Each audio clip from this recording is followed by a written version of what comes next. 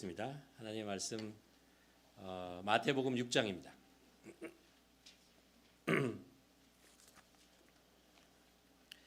마태복음 6장 25절에서 34절까지 말씀인데요. 우리 한 절씩 봉독하도록 하겠습니다.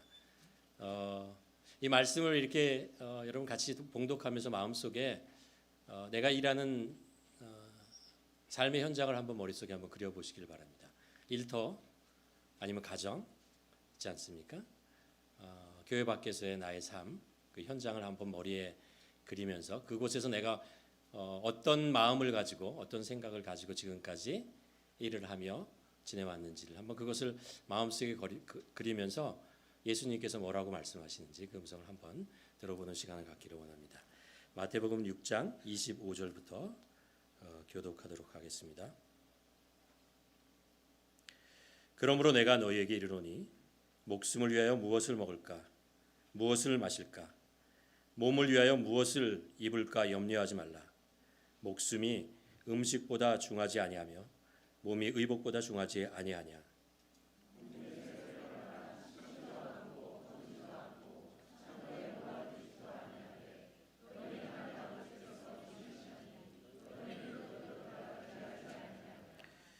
너희 중에 누가 염려함으로 그 키를 한 자라도 더할 수 있겠느냐.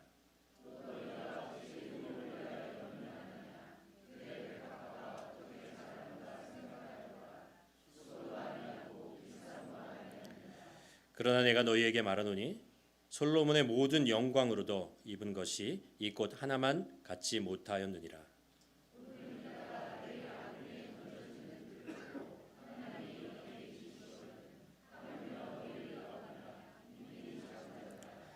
그러므로 염려하여 이르기를 무엇을 먹을까 무엇을 마실까 무엇을 입을까 하지 말라.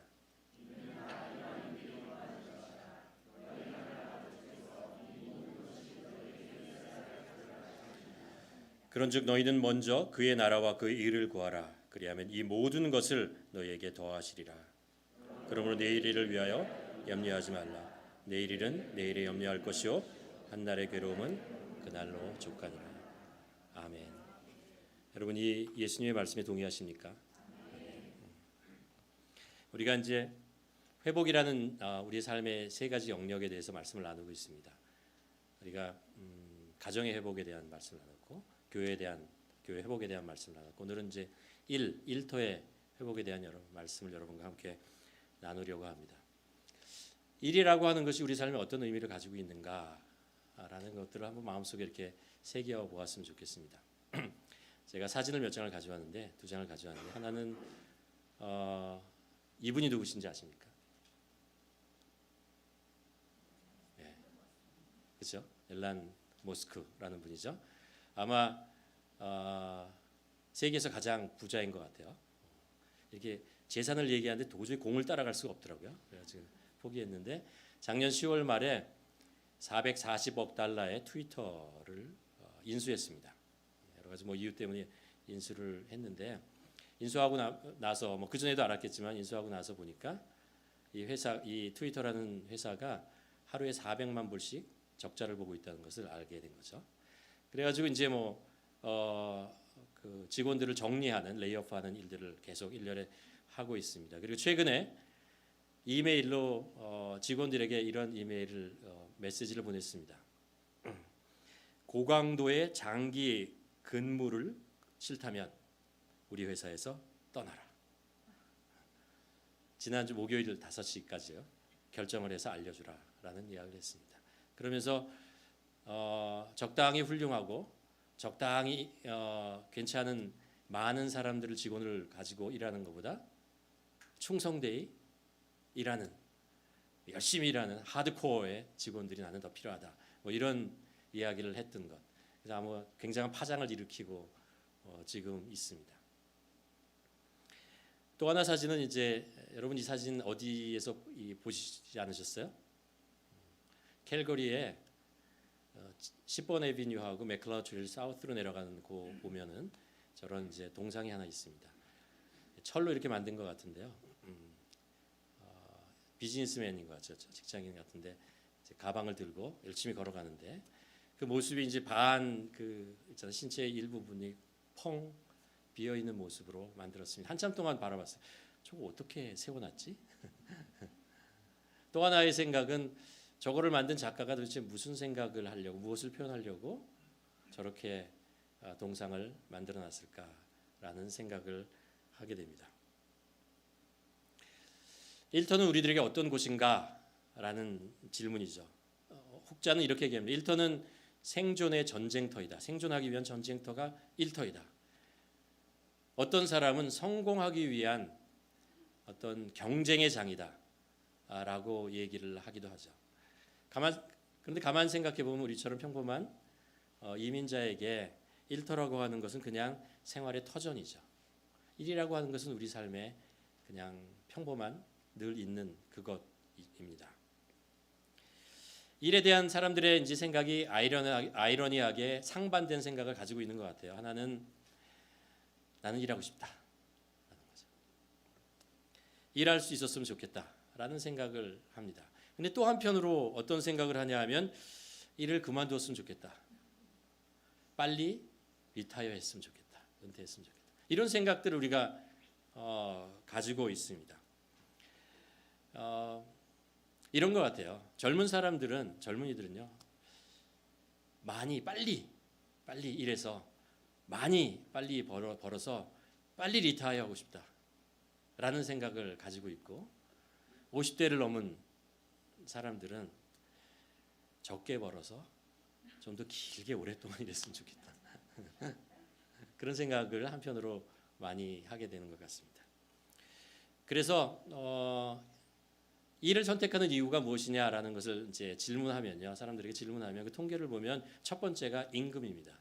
연봉을 내가 얼마를 받느냐라는 것이 일을 선택하는 가장 첫 번째 이유고, 세 번째, 네 번째로 나가면 이 직장이 안전한가, 안정돼 있느냐라는 거죠. 그런 것들을 이유로 해서 직장을 선택한다고 합니다. 나는 일로 충분한 보상을 받고 있는가? 내가 일하고 있는 이 직장은 안전한가? 라는 질문을 우리는 하게 되죠. 그런데 우리가 좀 더 근본적으로 우리가 좀 질문해야 될 것은 내가 왜 일하는가? 라는 것이 아닐까 생각해요. 이 일의 의미는 무엇인가, 내 인생에. 그런 것도 한번 생각해 봐야 되지 않을까요? 그리고 나는 어떤 태도를 가지고 어떤 마음가짐을 가지고 일을 해야 하는가? 과연 하나님은 나에게 어떻게 일하려고 나를 이 삶의 현장, 일의 일터로 보내셨을까라는 것들을 우리가 한번 생각해보고 고민해 보아야 되지 않을까 생각합니다. 오늘 우리가 창세기 29장과 31장을 한번 여러분과 함께 보려고 합니다. 창세기 29장과 31장은 야곱에 대한 이야기예요. 야곱이 이제 자기 원래 살던 집이 있잖아요. 자기 아버지 이삭과 함께 살던 집이 있는데 그곳에서 이제 아버지를 속이고 형을 속이고 거기서 이제 그 두려움 때문에 도망을 가죠. 그리고 삼촌이 있는 하란이라는 곳으로 갑니다. 멀리 가죠. 그곳에서 이제 정착하고 살기 위해서 가게 됩니다. 그때 이제 있었던 이야기들을 이제 3장에 걸쳐서 하고 있는데요. 이 사건을 가만히 읽어보면요, 결국 야곱의 일터예요. 야곱이 그 속에서 어떻게 생활했느냐라는 것들을 보여주면서 그걸 가만히 읽고 묵상하다 보면 우리가 세상에서 살아가는 모습, 우리가 가지고 있는 질문과 우리가 겪는 것들을 우리가 많이 발견하게 됩니다. 여러분과 함께 이 3장이지만 줄여가지고 중요한 부분만 한번 보면서 야곱이 어떻게 그곳에 살았는지 한번 여러분과 함께 나눠 보려고 합니다. 야곱이 이제 하란으로 갑니다. 그곳에 이제 삼촌이 있거든요. 어머니의 이제 오빠가 있는데, 그래서 그곳에 가서 이제 생활합니다.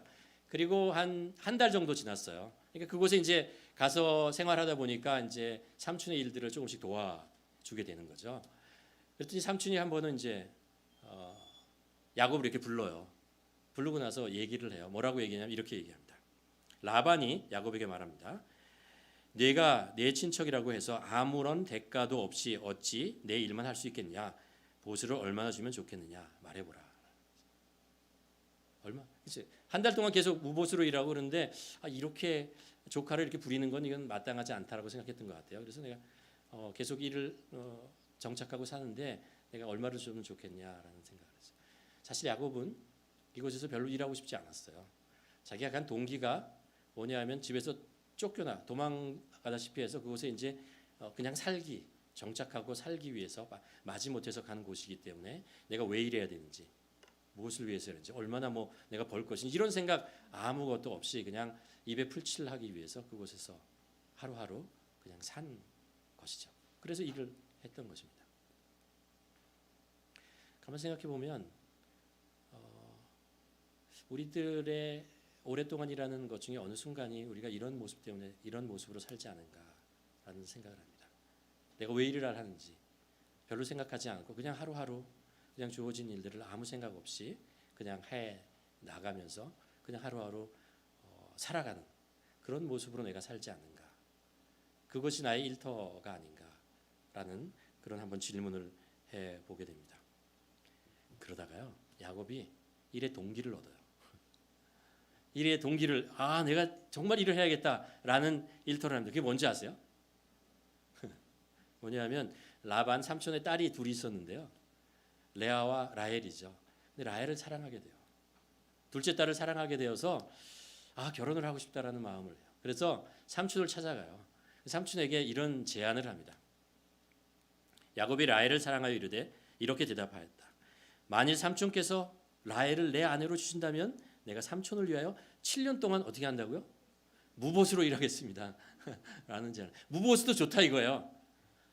뭐 근무 조건 뭐 이런 거 다 필요 없다. 얼마를 주냐 이런 거 필요 없다라는 거예요. 나에게 그 야곱에게 어떤 그 일하는 이유가 생겼어요. 목표가 생겼다라는 거죠. 꿈이 생겼고 동기가 생겼다라는 것입니다. 그래서 내가 얼마를 받든 상관없다라는 것입니다. 나는 목표가 생겼기 때문에 그냥 뭐 하루하루 풀칠을 하든 뭐 상관없이 나는 일을 할 수 있겠다라는 생각을 합니다. 그러면서 뭐라고 얘기하냐면요. 이런 이야기를 해요. 20절에 보면 그래서 야곱은 라헬과 결혼하기 위하여 7년 동안 일하는다. 이랬으나 그녀를 사랑하기 때문에 7년이라는 세월이 불과 며칠처럼 느껴졌다는 거예요. 며칠처럼 느껴져요. 하나님께서는 우리를 일을 하도록 만드셨습니다. 그렇죠? 우리 창세기에 보면 하나님께서 에덴 동산을 만드시고 그 많은 나무들과 그리고 그 아름다운 것들을 만드시고 아담에게 이것을 경작하라라고 말씀하시잖아요. 하나님께서 우리들에게 일을 주신 분인 하나님이에요.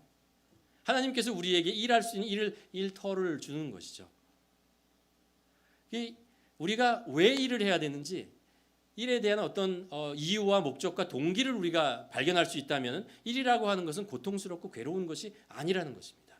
그것은 즐거울 수 있는 것이고 의미 있는 것이 될 수 있다는 것입니다. 지금 야곱이 인생의 처음으로 내가 일을 하는 의미를 찾은 거예요. 내가 왜 일을 해야 되느냐라는 이유를 찾은 것이고 그렇기 때문에 그 하루하루 일하는 것이 즐거움이 된 것이죠. 기쁨이 되고 그 시간들이 얼마나 빨리 가는지 모르겠다라고 고백하는 것이죠. 일이라고 하는 것은 그렇죠. 생계의 수단이기도 하고 그래서 우리가 뭐 일하는 것은 우리가 이곳에서 정착하는 어떤 통로가 되잖아요. 일터를 통해 사람들을 알게 되고 사회를 이해하게 되고 그러면서 이곳에 이제 일을 통해서 이 캐나다 땅을 우리가 이해하게 됩니다. 또 일이라고 하는 것은 내가 가지고 있는 어떤 가치를 구현하기 위한 그런 수단도 되는 것이죠. 성경에서는 뭐라고 얘기하냐면 일은 하나님께서 우리에게 주셨대. 일이라고 하는 것은 예배라고 말씀하십니다. 우리가 조금 전에 얘기한 경작하라라고 하는 그 경작하라는 말의 원어를 성경에서는 동일한 단어를 예배하는 것 단어에 동일하게 사용하고 있습니다. 일하는 것, 경작하는 것과 예배드리는 것은 하나님의 입장에서 봐서는 우리들에게 동일하게 중요하고 의미 있는 것이다라는 것입니다. 우리가 함께 모여서 하나님을 예배하고 하나님의 일을 높여드리는 거잖아요. 그것도 예배지만 우리가 세상에 나가서 나에게 주어진 일들의 의미를 찾고 그것을 통해서 하나님의 이름을 나타내고 하나님의 영광을 돌리고 하나님이 우리에게 주신 복을 함께 나누고 그곳에 있는 사람들이 기쁨을 누리고 함께 나아갈 때 그것은 하나님께 영광이 된다는 거예요. 그러니까 그게 예배가 된다고 하는 것이죠. 하나님께서 우리가 궁극적으로 일에 대한 우리의 자세를 우리가 갖기를 원하는 것이 바로 그런 것입니다. 이것은 하나님께서 우리가 주신 것이고 이것을 통해서 하나님의 이름이 높여질 수 있는 그런 곳이다라는 거예요. 생각해 보세요.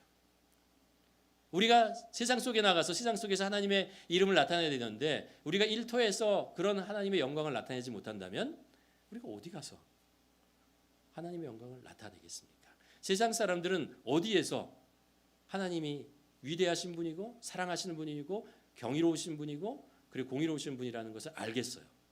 할 방법이 없죠. 우리가 여기 모여서 예배하고 여기서만 우리가 하나님의 이름을 찬양한다면 그러면 세상 사람들은 하나님이 누구신지 모른다는 거죠. 하나님은 우리들을 세상 속으로 보내시고 세상 속에서 빛과 소금의 역할을 감당하게 하시면서 그것을 통해서 하나님이 누구신지를 알려주시는 것, 세상에게. 그것이 바로 하나님의 일에 대한 하나님이 우리에게 주신 의미라는 것이죠. 이야기는 이제 계속 지나갑니다. 7년이 드디어 지났어요. 며칠 같이 휙 지나갔거든요. 그리고 나서 그 날이 왔어요. 무슨 날이죠? 라헬을 아내로 맞이할 수 있는 날이 왔어요. 혼례를 했습니다. 결혼식을 하고 하룻밤을 지났어요. 근데 이게 웬일이죠? 이게 웬일입니까? 사기를 당하고 말았어요. 아침에 첫날을 보내고 아침에 딱 일어났는데 라헬이 있어야 할 자리에 레아가 앉아 있는 거예요. 누워 있는 거예요. 깜짝 놀란 거죠. 깜짝 놀랍니다. 아니 세상에 이런 일이 있을 수 있을까라는 것입니다. 이렇게 얘기하면 좀 이상할 수 있지만 때로는 우리의 일터가요 이런 곳일 수 있어요. 속고 속이는 곳 그런 것. 네가 죽어야 내가 살고 내가 살려면 네가 내 밑으로 들어와야 되고 이런 것들이 이루어지는 것. 믿는 도끼에 발을 찍힐 수도 있고 부당한 대우를 받기도 하고 뭐 이런 것이 바로 우리가 살아가는 일터라는 것을 알 수 있습니다. 우리가 일터라는 것이 하나님의 영광을 나타내는 곳이지만 그곳은 또한 굉장한 경쟁과 아니면 많은 시기와 질투가 있는 곳이 우리의 삶의 현장이라는 것을 알 수 있습니다. 그것이 우리가 성경에 보면 그런 말이 나와요. 우리는 순수해야 되지만 순진하면 안 된다. 성경에 어디에서 그런 말이 나오냐고요? 너희는 뱀같이 지혜로워라. 그러나 비둘기처럼 순전하라. 성경에서 나오는 말이에요. 우리가 세상을 대할 때 세상 속에 하나님의 영광을 낳지만 그것을 나이브하게 생각해서 내가 가면 사람들이 나를 다 반겨주고 모든 사람이 내 생각대로 움직여주고 그럴 것이다라고 생각하면 그것은 오해입니다. 그것은 경쟁과 시기와 질투와 이런 것이 있는 것이라는 것도 우리가 또 마음속에 생각해야 할 것 같습니다. 야곱이 황당하죠. 화가 났습니다. 삼촌을 찾아갑니다. 도대체 이게 뭘 하시는 것입니까? 막 따지는 거죠. 그랬더니 삼촌 라반이 이렇게 부르더니 잘하는 거죠. 불러요. 꼭 늘 이렇게 가까이 불러요. 그래서 한마디 해요. 뭐라고 하냐면 이렇게 얘기합니다. 동생을 언니보다 먼저 시집 보내는 것은 우리 지방의 풍습이 아니다. 우리나라도 좀 그렇죠. 그렇죠? 언니가 이제 동생이 먼저가. 그렇죠? 그러면서 한마디 또 합니다. 7일 후에 라헬도 너에게 주겠다. 그러면서 한 가지 조건을 겁니다. 앞으로 7년 더 나를 위해서 일하라. 여러분 같으면 어떻게 하시겠어요? 여러분 같으면 어떻게 하시겠어요? 7년 더. 결국 야곱은 삼촌의 작전에 말려들게 됩니다. 그리고 7일 지나고 7년을 더 라반을 위해서 일을 하게 됩니다. 그 과정에서 라반은 어떤 일을 하냐 하면요. 야곱에게 주어야 될 품삯을요. 자기 마음대로 바꿔요. 그래가지고 주겠다는 약속대로 주지 않고 때로는 적게 주고 때로는 늦게 주고 때로는 안 주고 뭐 이런 일들을 10번 이상 하게 됩니다. 야곱이 그것을 겪게 돼요. 그래도 어쩔 수 없죠. 참아야 된다. 인내해야 된다라는 것을 합니다. 처음 7년 있잖아요. 결혼을 꿈꾸고 있을 때는 며칠 같이 지나갔지만 그 다음에 7년은 이거 정말 힘든 시간이었을 것 같아요. 내가 왜 일을 하는 거야? 내가 이렇게 당하고만 있으면 되는 거야? 억울하다. 뭐 이런 생각들을 하면서 그가 일을 하지 않았을까 생각합니다. 근데 성경을 보면요. 야곱이 그렇게 억울한 상황에 대해서 불공평한 상황 속에서도 일을 하게 되는데요. 그것이 또 축복을 받아요.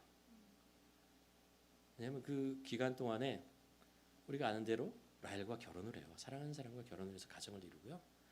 하나님께서 11명의 자녀를 줘요. 자녀를 축복을 줍니다. 그리고 그곳에서 또 일을 하고 임금을 받아요. 그리고 가정을 꾸릴 만큼의 어떤 수입을 얻으면서 살아가게 되죠. 말하자면 그거의 일터가 좀 어렵긴 하지만 그 가정이 그곳에서 행복을 누리며 살 수 있는 그런 기회를 얻게 되는 것이죠. 그래서 야곱에게 배우게 되는 게 하나가 있어요. 뭐냐 하면요, 이런 억울한 상황일지라도 정말 야곱이 성실하게 일해요. 정말 선한 청지기로서 일을 해요. 우리가 성경에서 요셉의 이야기도 듣지만 참 어떻게 이 상황 속에서 저렇게 일하지? 라고 생각할 만큼 정직하게 성실하게 열심히 일을 합니다.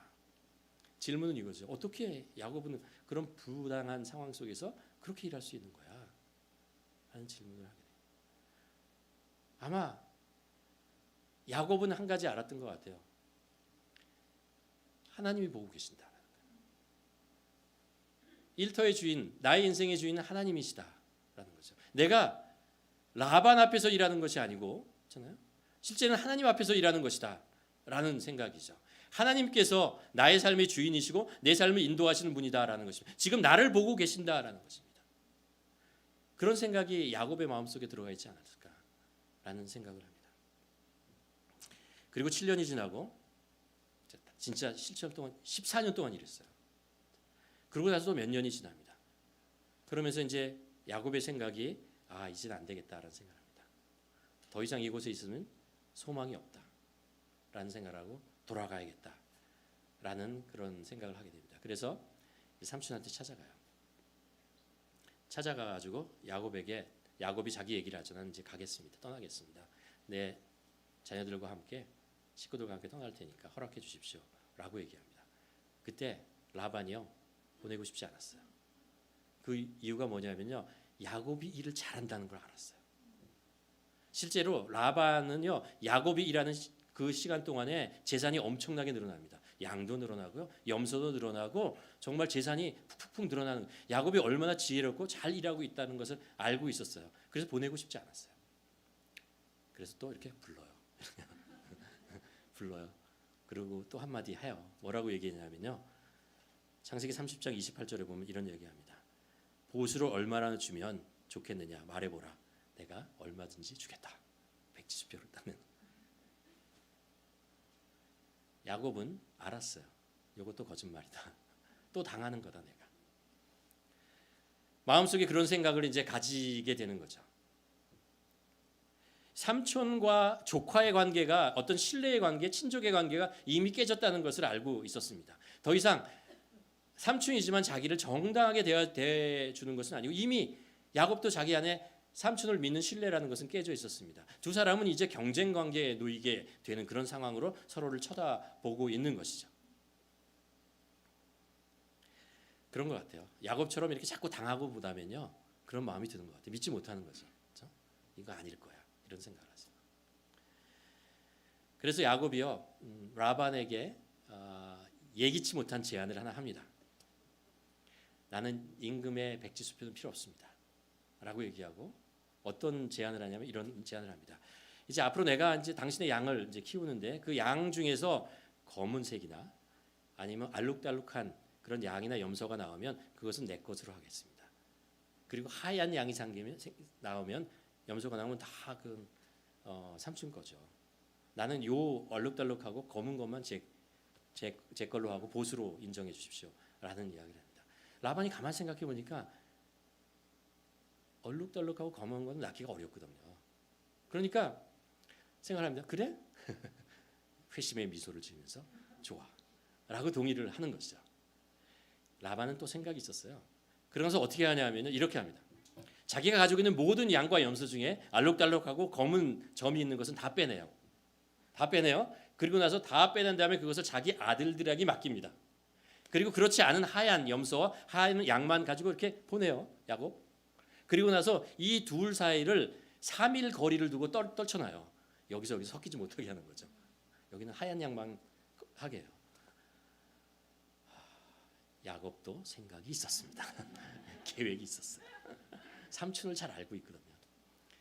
그 다음의 계획은 말도 안 되는 계획이지만 한번 들어보시기 바랍니다. 거기에 야곱이라는 곳에 버드나무하고 살구나무하고 신풍나무가 있었어요. 근데 이 나무가 이렇게 겉모양은 이제 좀 이렇게 거무스름하고 파래요. 근데 그걸 껍질을 조금 벗기면 그 안이 하얘요. 가지도 그렇고. 그래서 그 가지를 꺾어가지고 그 껍질을 좀 벗겨요. 그리고 나서 양이나 염소가 물을 먹으러 물구유에 오면은 거기다 앞에다가 이렇게 딱 놓는 거예요. 보는 앞에서. 그러다가 거기서 교미를 하면 검고 알록달록한 양과 염소가 새끼가 나는 거예요. 말도 안 되는 얘기 같이 들리지만 아무튼 그렇게 되는 거예요. 그렇게 되는 거예요. 모든 100% 그렇게 될지 알지 모르지만 그렇게 태어나는 거예요. 그리고 야곱의 생각이 거기서 끝나지 않아요. 또 어떻게 하냐면요. 양과 염소 주고 왔는데 그 중에서 허약하고 비실비실하는 거는요. 그 가지를 보여주지 않아요. 그럼 어떻게 해요? 흰색만 나는 거죠. 그럼 이거 삼촌 거예요. 그리고 건강하고 튼튼해 보이는 것이 나오면 그 말구이 앞에다 그걸 딱 놓는 거예요. 그 가지를. 그러면 이 튼실튼실하다. 그렇죠? 이런 그 양들이 태어나는 거죠.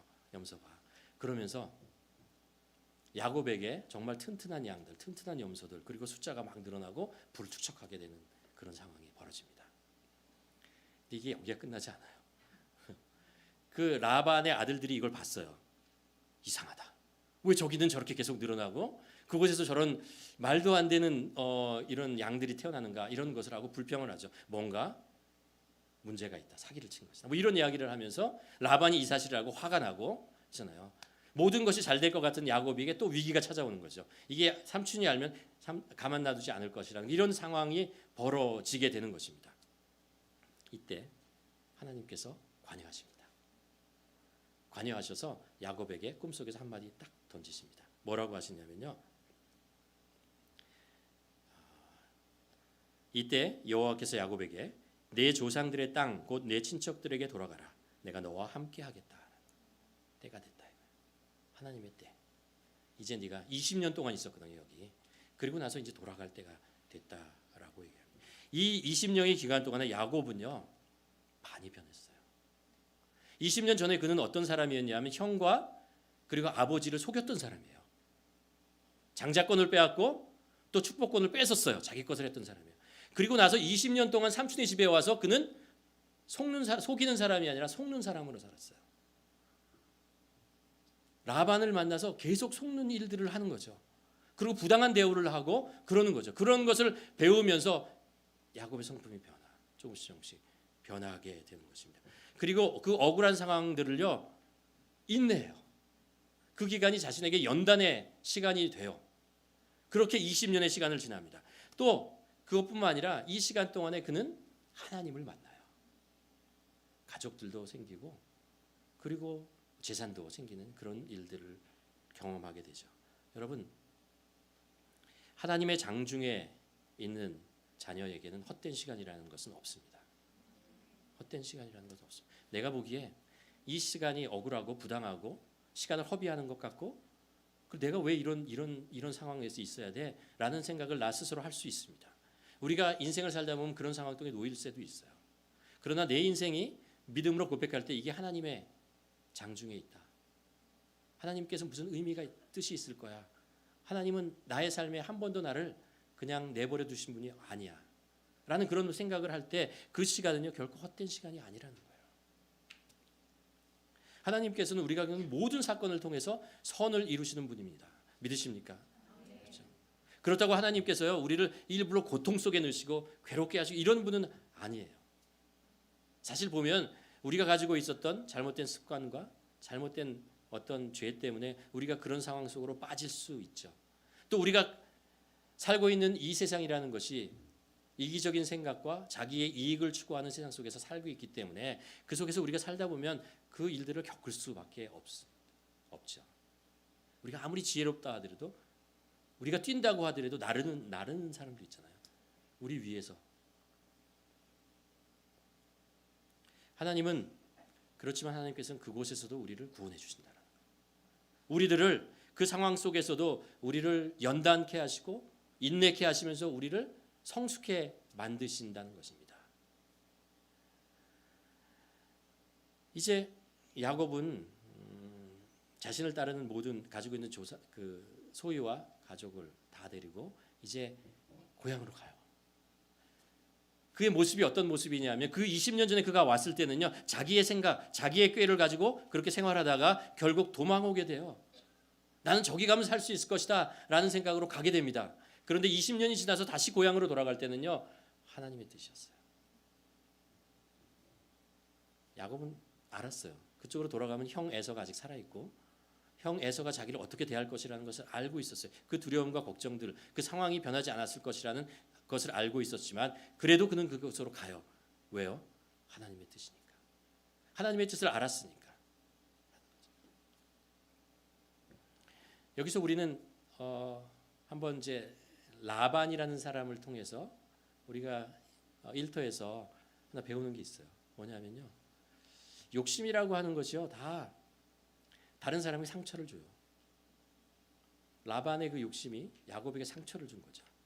삼촌이라고 믿고 갔는데 삼촌에게 당하는 일들, 상처를 당하죠. 욕심이라고 하는 것은 또 갈등을 만들어냅니다.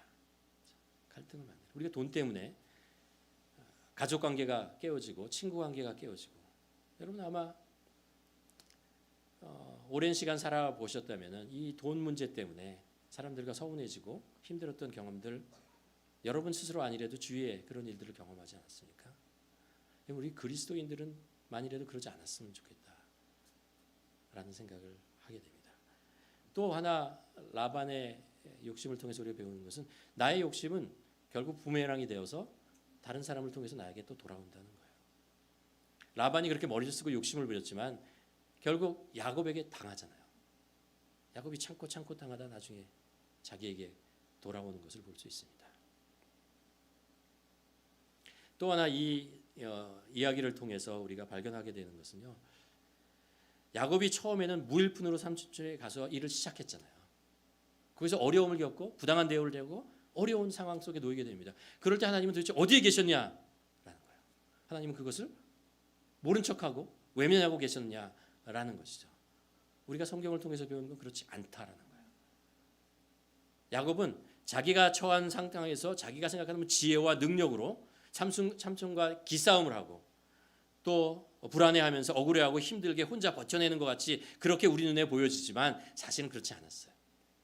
처음에 야곱이 집을 떠나서 라반의 집으로 가는 중간에 우리가 베델에서 야곱은 하나님을 만나요. 어쩌면 하나님께서는 야곱이 이제 집을 떠나서 살아가는 야곱의 삶이 얼마나 힘들고 어렵고 그리고 외로운 삶인지 아셨기 때문에 야곱에게 나타나셔서 하나님께서 말씀해 주시는 것입니다. 내가 너를 축복하겠고 내가 너와 함께 가겠다라는 말씀을 약속해 주셨고 하나님께서는 그것을 끝까지 신실하게 지켜내시는 모습을 볼 수 있습니다. 또 우리가 보지만 아까 그 양과 염소의 알록달록 뭐 그런 이야기를 했잖아요. 어떻게 거기에 가지에다 알록달록 한다고 거기서 교미를 하면 그런 그 새끼들이 생기느냐라는 이야기를 하지만요. 사실은 이거 야곱이 꿈속에서 보았던 거예요. 하나님께서 꿈속에서 이걸 보여주십니다. 그래서 가지를 보여주고 거기에 그런 껍질이 벗겨진 가지를 보여주는 것이죠. 야곱이 그렇게 했던 것은요. 그 꿈을 보았기 때문에 그래요. 그게 하나님의 무슨 뜻이라고 알았고 지혜라고 생각하고 그걸 했어요.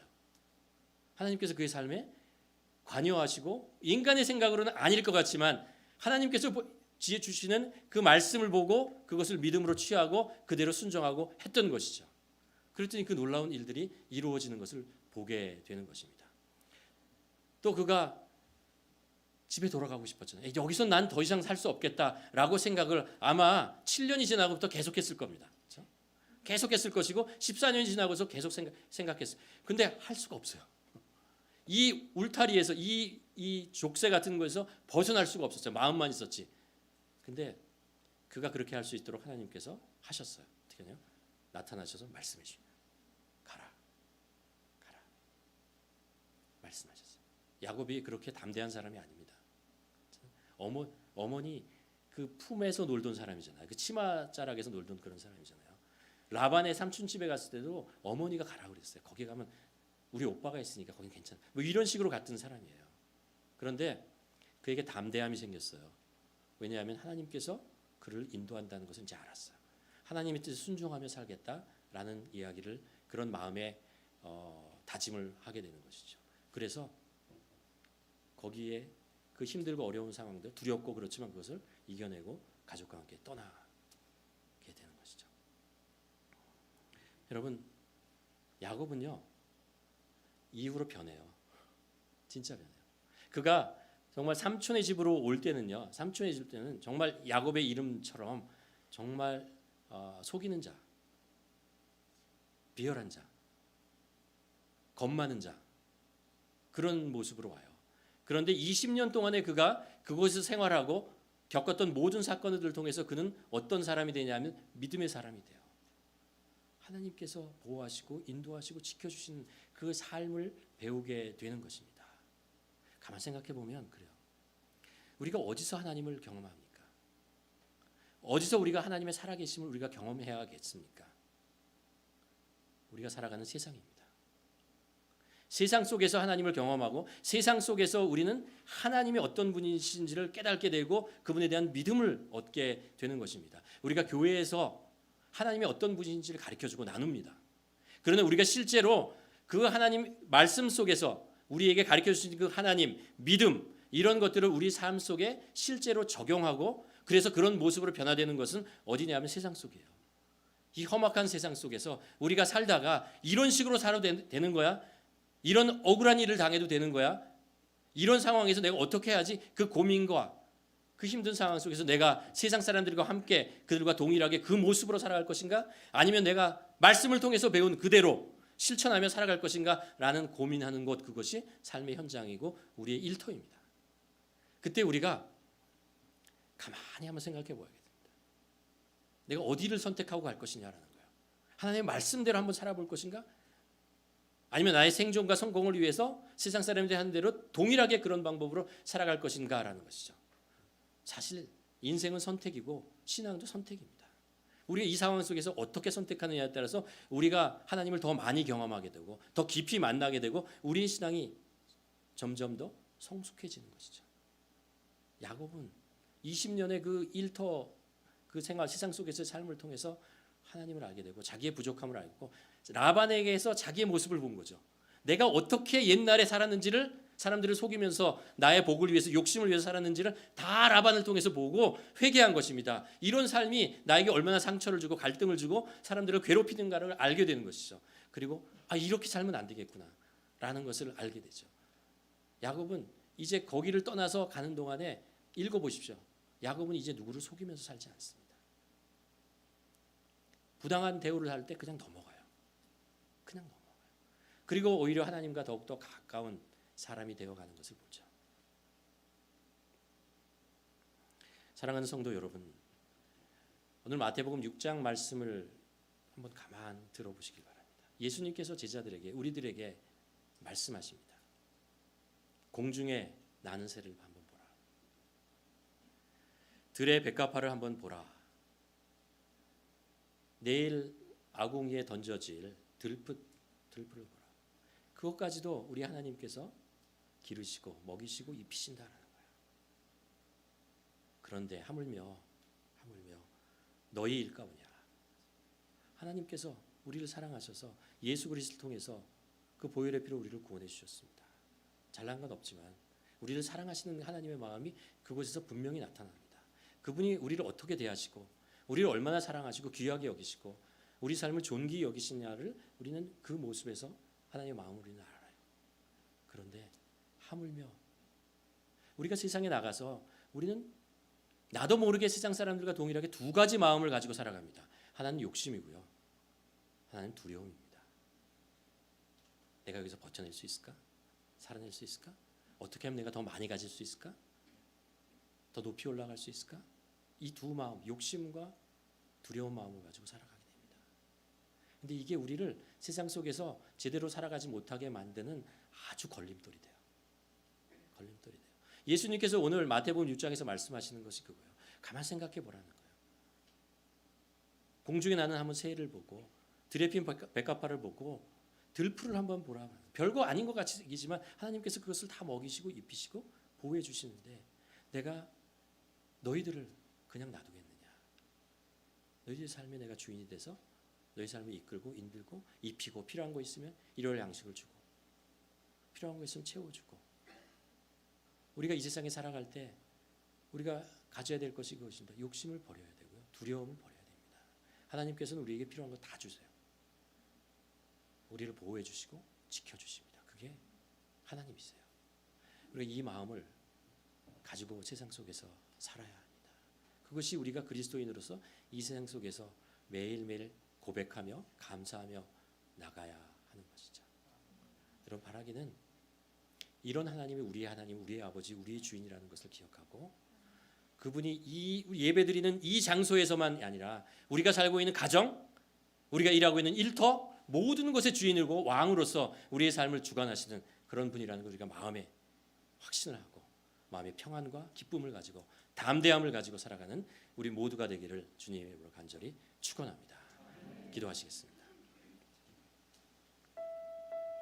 우리 한번 우리 자신을 주님 앞에 내어놓으면서 내가 일터에서 어떤 모습으로 살아가고 있었는지 한번 우리 자신을 내어놓고 한번 합당하지 못한 하나님의 말씀 안에서 합당하지 못한 것이 있다면 이 시간에 주님 앞에 내어놓고 회개하는 시간을 갖기를 원합니다. 내 마음에 욕심이 있었는가? 아니면 내 안에 걱정과 근심 속에 쌓여서 세상 속에서 일하며 살아가고 있던 것은 아닌가? 들불도 입히시고 백합화도 입히시고 먹이시는 분이라는 것을 알고 주님, 그런 우리 주님이고 하나님이시라는 것을 믿고 내 욕심과 걱정을 떨쳐버리고 우리와 늘 함께 하시고 동행하시는 그 하나님을 손잡고 우리가 일하는 우리의 일터가 되게 하여 주시옵소서. 우리 한번 기도하도록 하겠습니다.